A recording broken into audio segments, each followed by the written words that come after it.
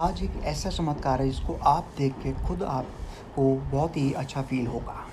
एक शहर में एक अमीर सेठ रहता था। उसके पास बहुत पैसा था, अनेक फैक्ट्रियों का मालिक था। एक शाम अचानक उसे बेचैनी होने लगी। उसने डॉक्टर को बुलाया और अपनी जांच करवाई, पर कुछ भी नहीं निकला।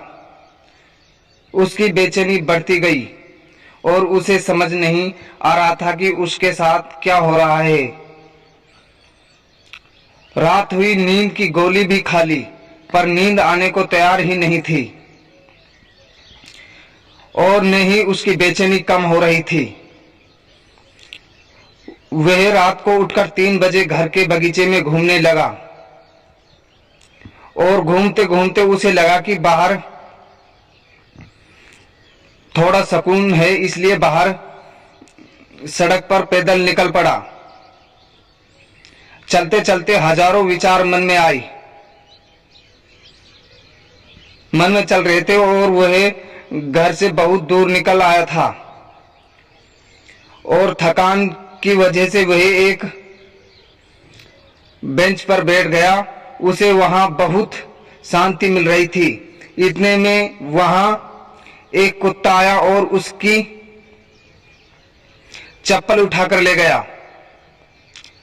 सेठ ने उसे देखा तो वह दूसरी चप्पल उठाकर उस कुत्ते के पीछे भागा। कुत्ता पास के ही एक झोंपड़ी में घुस गया। सेठ भी उसके पीछे था। सेठ को करीब आता देख कुत्ते ने चप्पल को छोड़ दी और चला गया। सेठ ने गहरी सांस ली और अपनी चप्पल पहनने लगा। इतने में उसे किसी एक रोने की आवाज सुनाई दी। वह और करीब गया तो उसे एक झोंपड़ी में से किसी की आवाज आ रही थी। उसने झोंपड़ी के फटे हुए बोरे में झांककर देखा तो वहां एक औरत फेट मैली सी चादर पहने दीवार से सटकर रो रही थी और बोल रही थी हे भगवान, मेरी मदद कर। सेठ के मन में आया कि यहां से चला जाऊं, कहीं लोग उसे गलत न समझ लें। सेठ थोड़ा आगे बढ़ा तो उसके दिल में ख्याल आया कि आखिर वह औरत रो क्यों रही है, उसको तकलीफ क्या है। उसने अपनी दिल की बात सुनी और झोंपड़ी में जाकर दरवाजा खटखटाया। उस औरत ने दरवाजा खोला और सेठ को देखकर घबरा गई। तो सेठ ने हाथ जोड़कर कहा, घबराओ मत, मुझे तो सिर्फ यह जानना है कि तुम रो क्यों रही हो।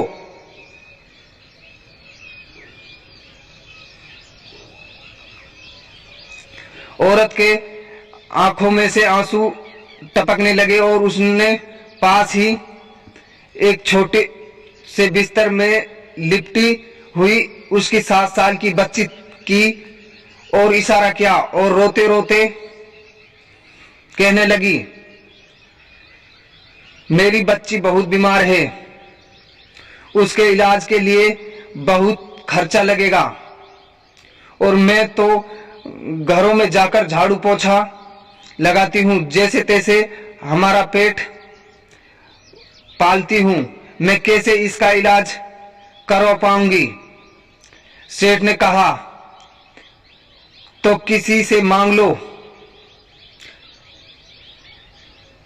इस औरत पर बोली, मैंने सबसे मांग कर देख लिया, खर्चा बहुत है, कोई देने को तैयार ही नहीं है।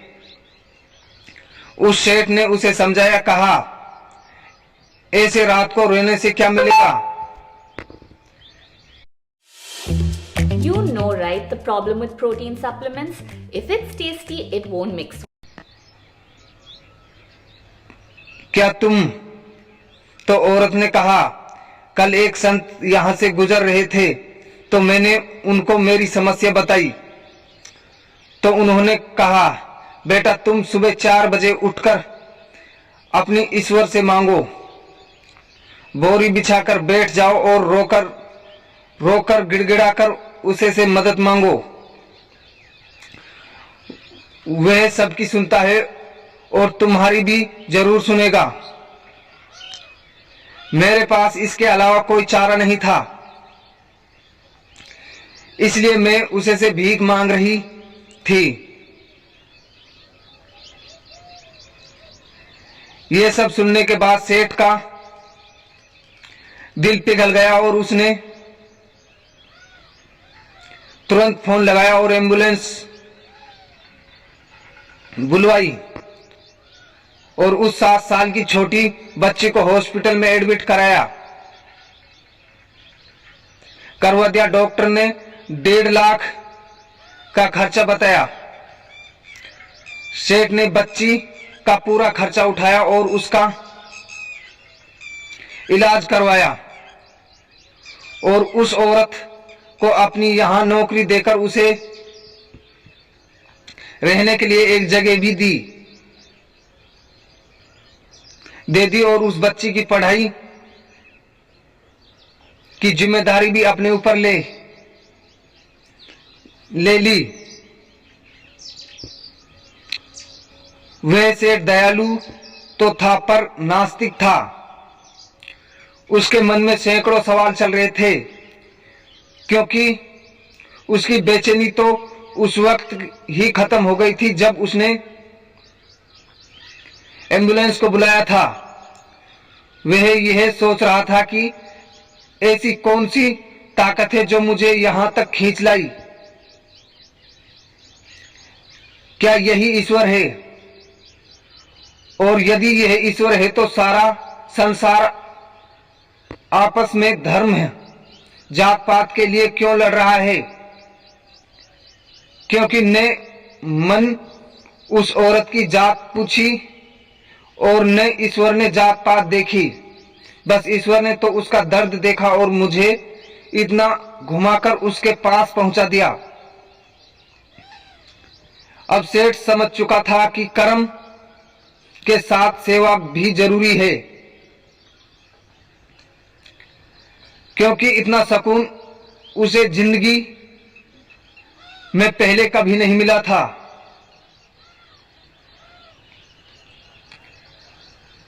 दोस्तों, आपको हर टचिंग इमोशनल स्टोरी कैसी लगी? नीचे कमेंट जरूर करें और कहानी पसंद आई हो तो अपने सभी दोस्तों के साथ शेयर करें और हमारे चैनल को भी जरूर सब्सक्राइब करें। दोस्तों, हमारी कहानी सुनने और पढ़ने के लिए आपका बहुत बहुत धन्यवाद। थैंक्स अ लॉट दोस्तों।